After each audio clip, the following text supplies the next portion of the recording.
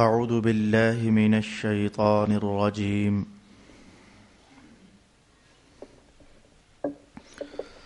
بسم الله الرحمن الرحيم. سبحان الذي أسرى بعبده ليلا من المسجد الحرام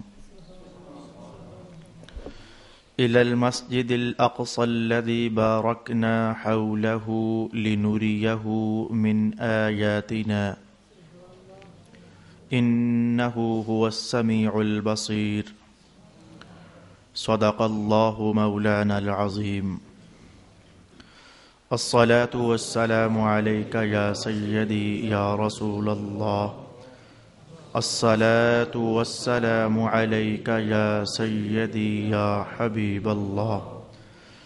الصلاة والسلام عليك يا سيدي يا شفيع المذنبين وعلى آلك وأصحابك يا سيدي يا رحمة للعالمين.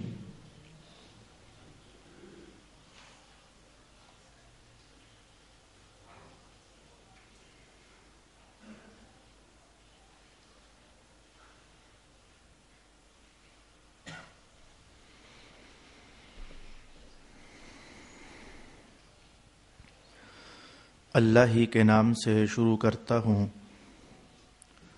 جو نہایت رحم فرمانے والا بہت مہربان ہے، ہر عیب سے پاک ہے۔ وہ ذات جو اپنے مکرم بندہ کو رات کے ایک قلیل وقفہ میں مسجد حرام سے مسجد اقصی تک لے گیا، جس کے ارد گرد کو ہم نے برکتیں دی ہیں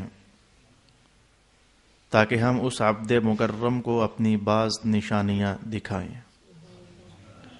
بے شک وہی بہت سننے والا بہت دیکھنے والا ہے۔ صدق اللہ مولانا العظیم۔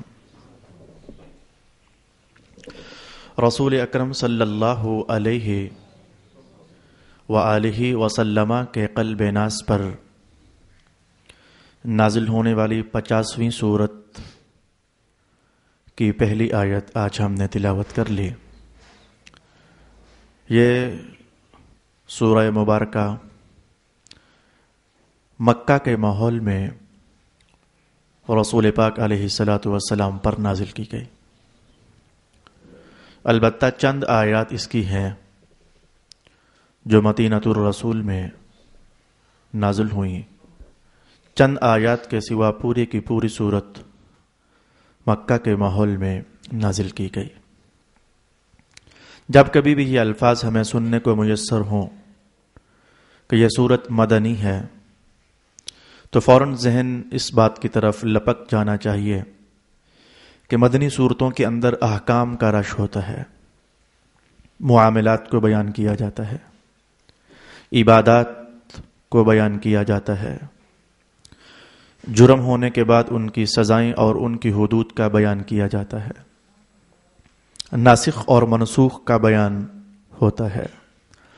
رسول پاک علیہ السلام کی ذات اقدس سے صادر ہونے والے وہ افعال جو امت کے لیے سنت کا درجہ قرار پاتے ہیں، ان کی پیروی کرنے کی بات کی جاتی ہے۔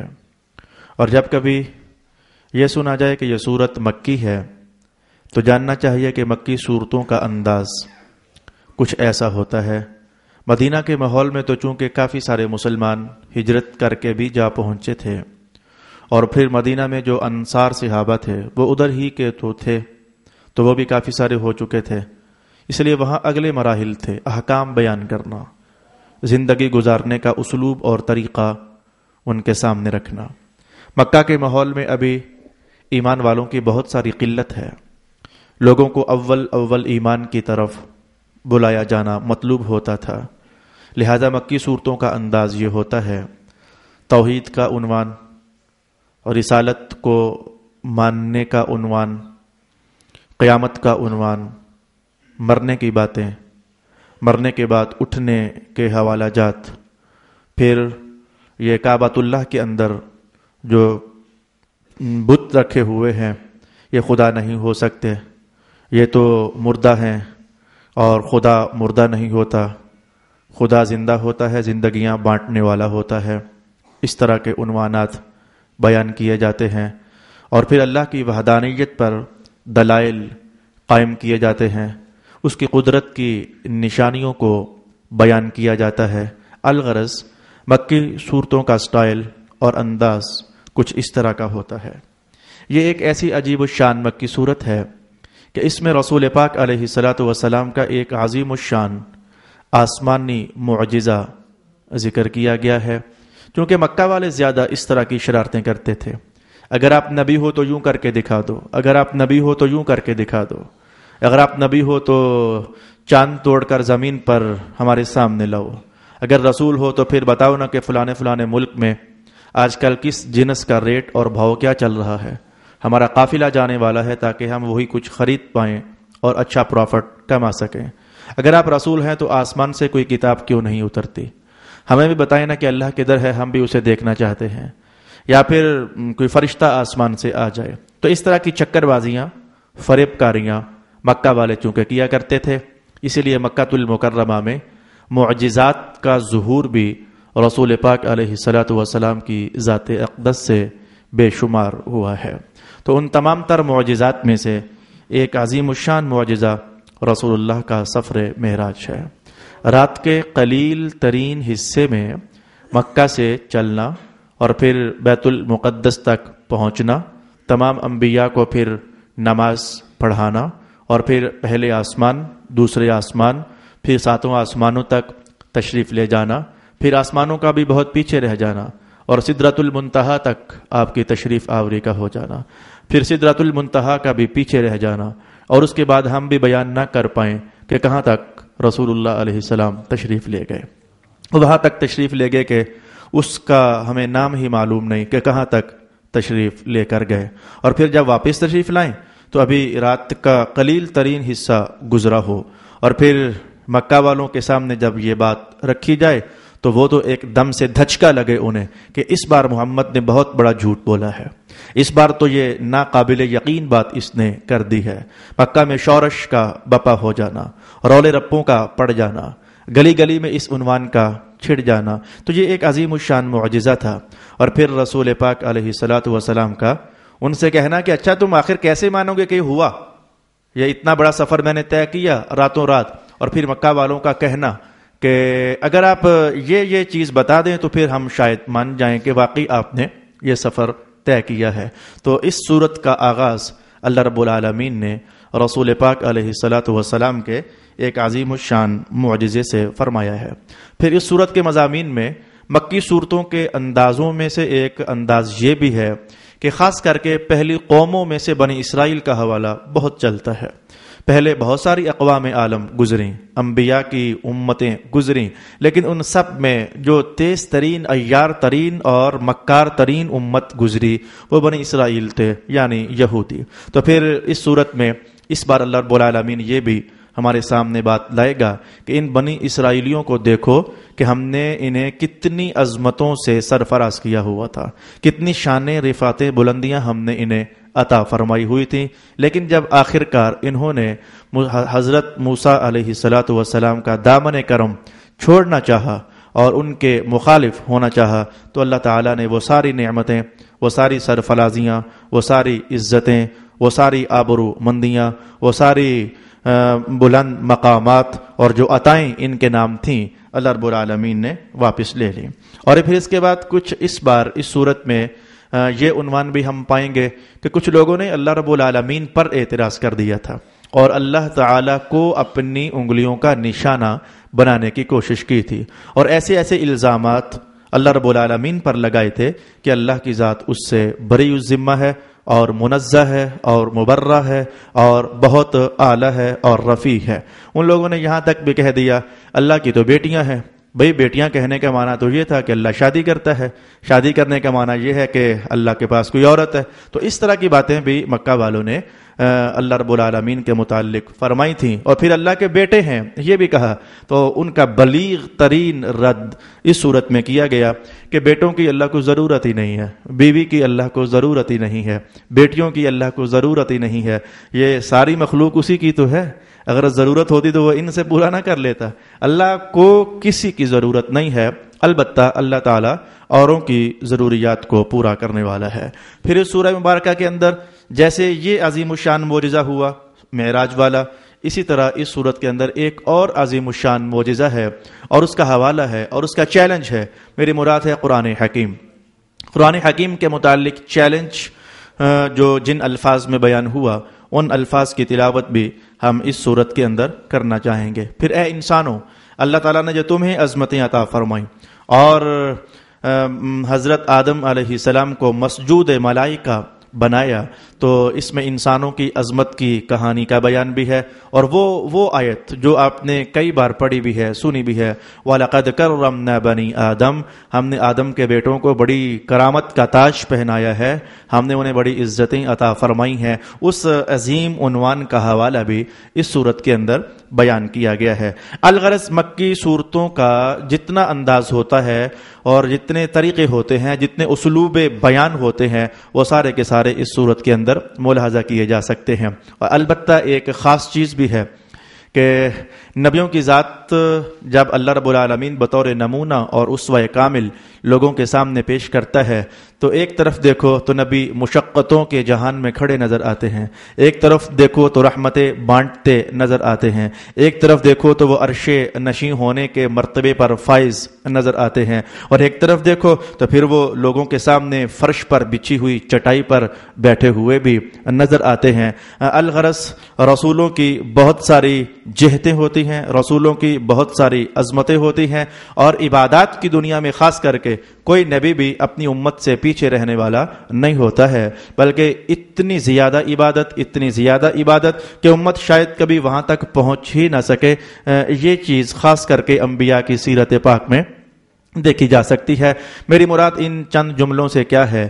نمازوں کی دنیا میں خاص کر کے ہم مسلمانوں پر 5 نمازیں فرض کی گئیں اور چھٹی نماز بھی فرض عملی کے طور پر ہمیں دی گئی، جسے ہم وطر کہتے ہیں. یہ وطر جاننا چاہیے، یہ عشاء کی نماز نہیں ہے. وطر مستقل ایک چھٹی نماز ہے، لیکن چونکہ اس کے لیے باقاعدہ اذان نہیں ہوتی، باقاعدہ جماعت نہیں ہوتی، باقاعدہ اس کا کوئی مستقل وقت نہیں ہے.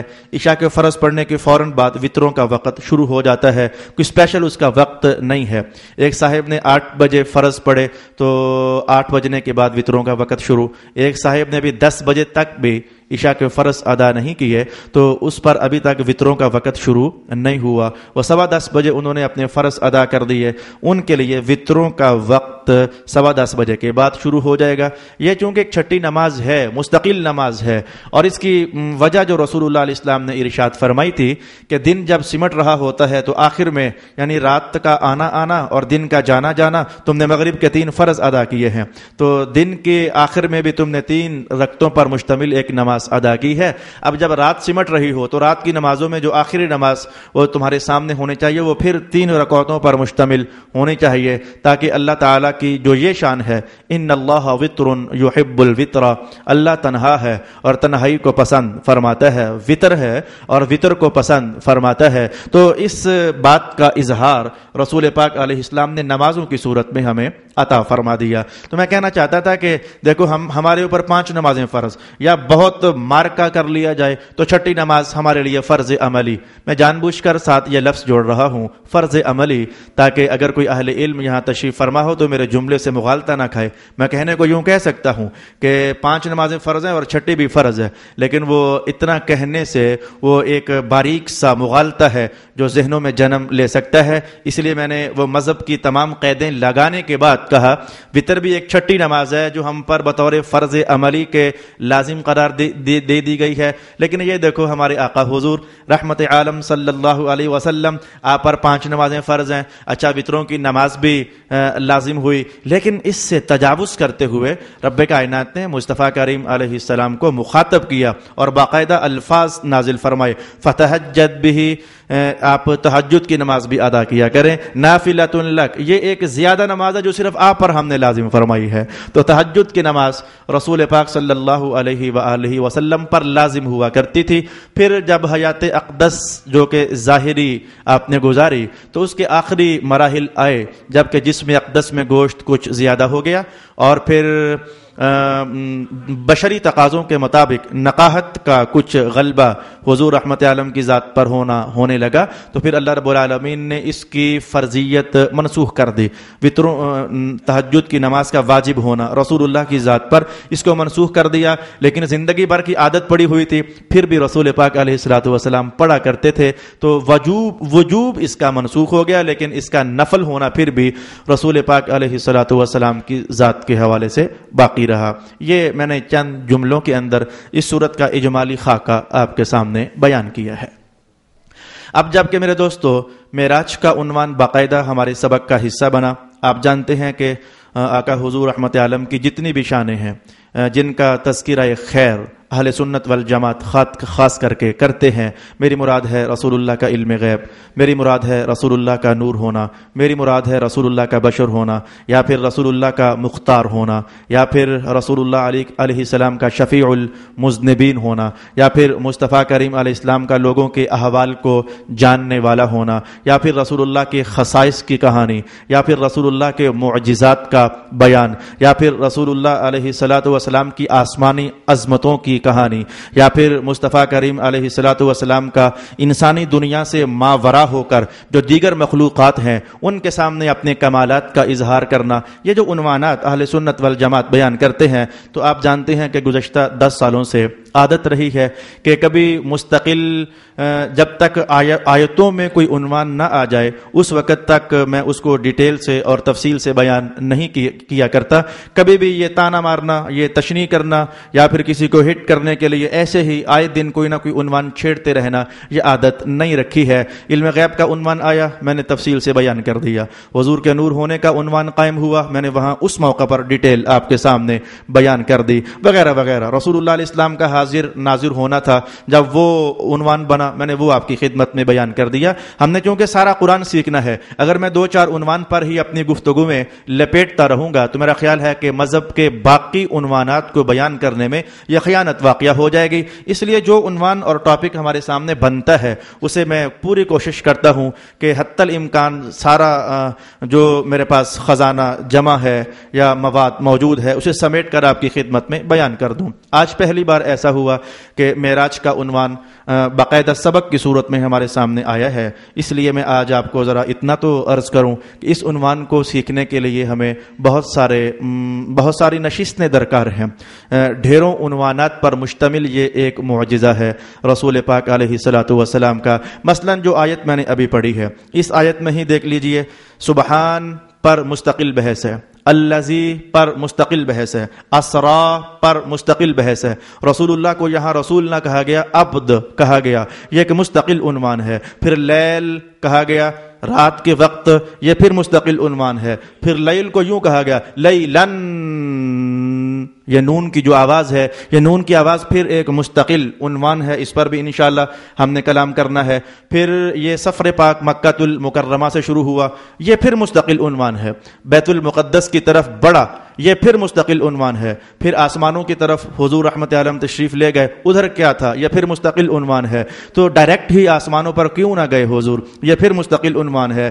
درمیان میں بیت المقدس پہنچنا کیوں ضروری ٹھہرا, یہ پھر مستقل عنوان ہے. پھر جہاں تک حضرت جبرائیل کی رسائی تھی وہاں تک تو وہ ساتھ چلے, پھر یہ بھی ایک کہانی ہے. پھر ایک موقع پر حضرت جبریل کا کہہ دینا کہ بس میرے آقا اوپر میں نہیں جا سکتا, اوپر آپ کا مقام ہے. یہ پھر اوپر کیا تھا, یہ خود رسول اللہ علیہ الصلوۃ والسلام نے بیان فرمایا. پھر اس سفر معراج میں رسول اللہ علیہ السلام نے بیت المقدس تک مکہ سے لے کر بیت المقدس تک جو آپ نے سفر فرمایا تو اس میں بہت سارے مشاہدات آپ کے سامنے رکھے گئے. تو یہ پھر عنوان ہے. پھر حضور کا یہ فرمانا کہ میں نے جنت بھی دیکھی، پھر وہاں کیا تھا، یہ پھر مستقل عنوان ہے. پھر یہ فرمانا کہ مجھے دوزخ بھی دکھائی گئی، یہ پھر مستقل عنوان ہے. پھر اس مقام انتہا پر، یہ لفظ میں نے غلط بولا ہے، مقام انتہا پر، یہ سمجھانے کے لیے بولا ہے، وگرنہ رسول اللہ کے مقاموں کی انتہا نہیں ہے. وہ اعلیٰ حضرت فاضل بریلوی نے اسی لیے تو کہا کہ تیرے تو وصف عیب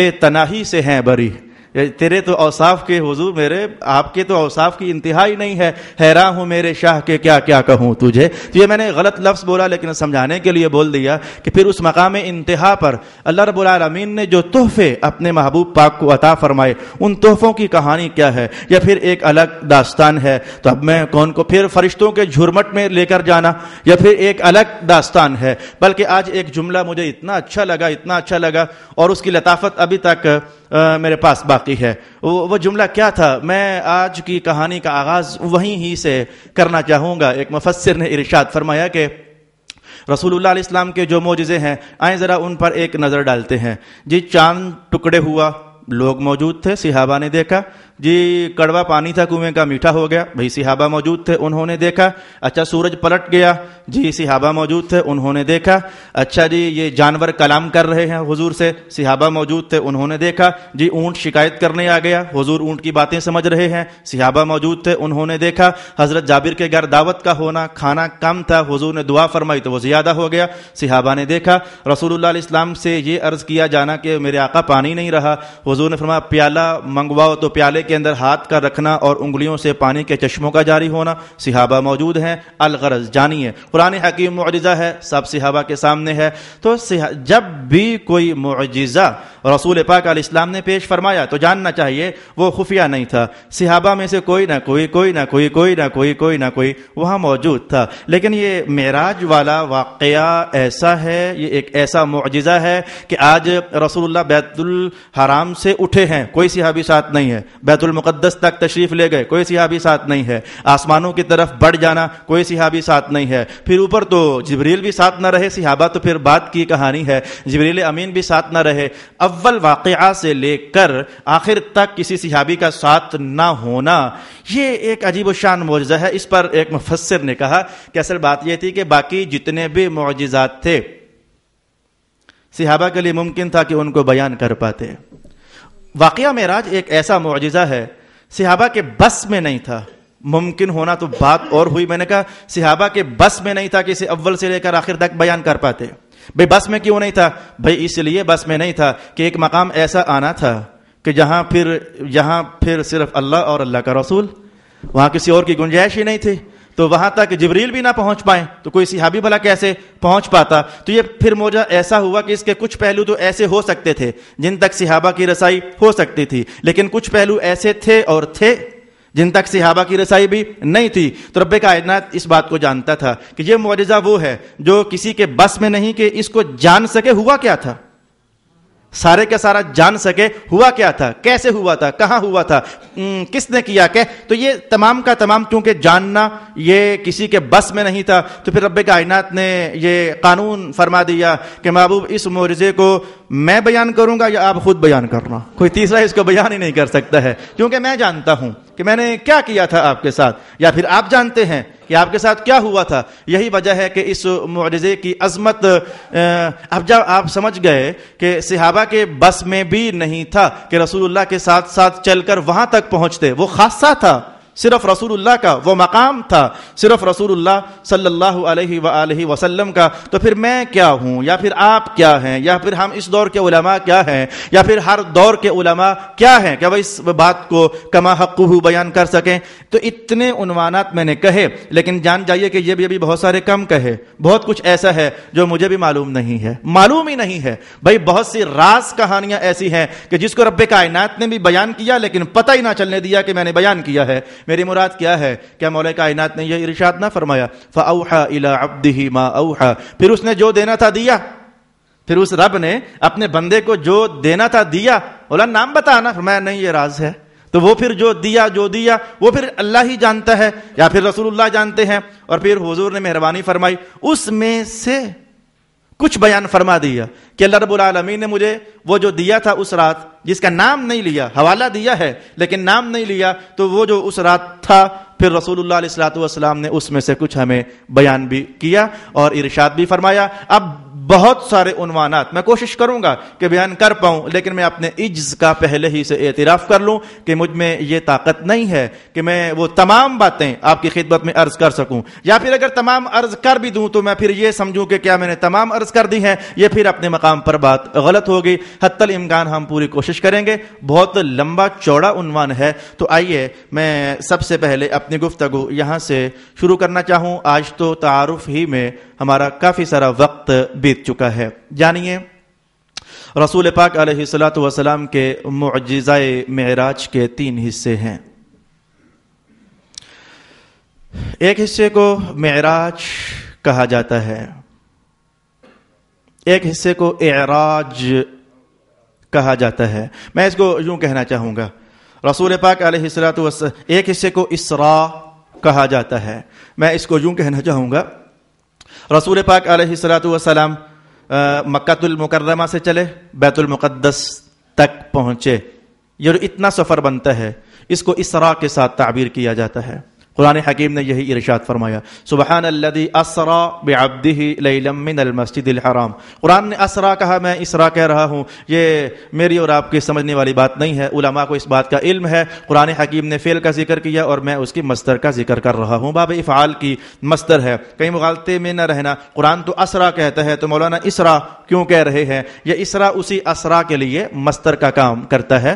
تو رسول اللہ کا مکہ سے لے کر بیت المقدس تک کا تشریف لے جانا اسے اسراء کہا جاتا ہے۔ پھر بیت المقدس شریف سے لے کر تو سدرۃ المنتہا تک چلے میں کہہ دیتا ہوں، جہاں پھر اس کے بعد حضور تنہا ہو گئے، یہاں تک کہ سفر کو معراج کہا جاتا ہے۔ اور پھر معراج سے اوپر جو معاملہ ٹھہرا تو اس کو پھر اعراج کہا جاتا ہے۔ ان تینوں سفروں کا حوالہ قرآن حکیم نے دیا ہے۔ پہلے سفر کو اسراء کہہ کر یہ آیت آپ کے سامنے ہے، اور دوسرا سفر جو آسمانوں کا سفر تھا اس پر قرآن حکیم نے یہ الفاظ ارشاد فرمائے ہیں، والسماء والطارق، آسمانوں کی قسم جس رات کوئی مہمان آ رہا تھا۔ تو یہ اس واقعہ کو قرآن حکیم نے یہ الفاظ کہہ کر کے تو ارشاد فرمایا۔ اور پھر جو اس سے اوپر والا سفر تھا جسے اعراج پھر کہا جاتا ہے، تو پھر جان جائیے کہ اس کے لیے سورہ نجم کے وہ الفاظ ہیں، ثم دنا فتدلى فكان قاب قوسين او ادنى فاوحى الى عبده ما اوحى۔ ان کلمات کے ساتھ اللہ رب العالمین نے اوپر والے سفروں کو بیان فرمایا۔ ابھی ایک عنوان میں کہنا بھول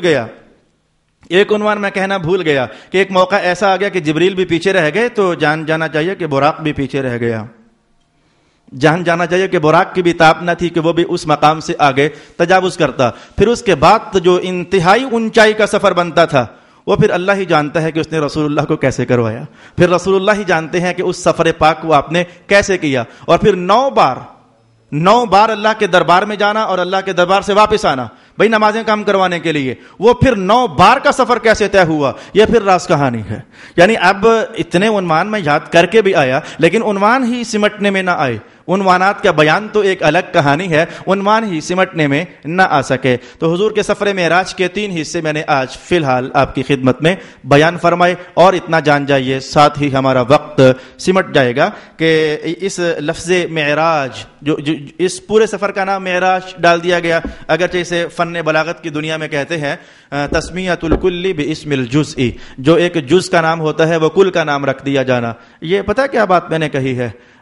بعض اوقات آپ سے پوچھے جناب کہاں جا رہے ہو، آپ کہتے ہو جی میں نماز پڑھنے جا رہا ہوں۔ اچھا بعض اوقات کوئی آپ سے پوچھے جی کہاں جا رہے ہو، پڑھنے آپ نماز ہی جا رہے ہوتے ہیں لیکن کہتے ہو جی 2 سجدے دینے جا رہا ہوں۔ ایسا تو نہیں ہے کہ آپ 2 سجدے دے کر واپس آ جائیں، پڑھتے پوری نماز ہی ہو، لیکن وہ کل نماز کو آپ اس میں جو اجزاء بنتے ہیں ان میں سے ایک جز کے ساتھ آپ تعبیر کر دیتے ہو۔ تسمیۃ الکل باسم الجز، یہ فن بلاغت میں اس کو یوں تعبیر کیا جاتا ہے۔ تو اگرچہ رسول پاک علیہ السلام کے اس سفر کے 3 حصے بنتے تھے، لیکن اب تینوں کو کیا مشترکہ نام دیا جائے؟ ہر سفر کی کہانی ہی الگ ہے، کیا اس کو نام دیا جائے؟ معجزہ، آسمانی معجزہ بھی کہنا کم ہے، بھائی اس میں زمین کے حالات بھی ہیں، زمینی معجزہ کہنا بھی کم ہے، بھائی اس میں آسمانی حالات بھی ہیں. زمین و آسمان کا معجزہ یہ بھی کم ہے کیونکہ اس میں آسمان سے پرے کی کہانیاں بھی ہیں. کوئی ایسا نام نہیں تھا کہ جو اس معجزے کو دے دیا جاتا. پھر تسمیۃ الکل باسم الجز کا سہارا لیا گیا اور کہا گیا یہ بس معراج ہے، یعنی وہ جو آسمانی سفر بنتا تھا بس اتنا کو جو نام بنتا تھا وہی نام جو ہے پھر اس پورے واقعہ کو دے دیا گیا، اور آج اہل اسلام میں یہ عنوان اسی نام سے معنون ہے اور چل رہا ہے. ارشاد گرامی ہوا سبحان الذی اسری بعبدہ لیلا من المسجد الحرام الى المسجد الاقصى الذي باركنا حوله لنريه من آیاتنا انہ هو السمیع البصیر. اب مجھے ایسے لگا کہ اگلے سبق ہی سے ہم معراج کی کہانی تقریباً شروع کر پائیں گے. طریقہ کار یہ ہوگا، پہلے جو آیت میں نے پڑھی ہے اس آیت کو ایک بار خوب ڈیٹیل کے ساتھ ہم سمجھ لیں گے. سمجھنے کے بعد پھر واقعہ معراج حدیثوں کی روشنی میں اول سے لے کر آخر تک میں بیان کرنا چاہوں گا. پھر اس واقعہ پر جو اعتراضات کیے گئے ان اعتراضات کا جائزہ لینا چاہیں گے. پھر اس پورے واقعہ میں جو احوال اور مشاہدات پیش آئے تو پھر ہم ان کو بھی تفصیل سے دیکھنا چاہیں گے. اللہ تعالی میرا اور آپ کا حامی و ناصر. وآخر دعوانا ان الحمد للہ رب العالمین.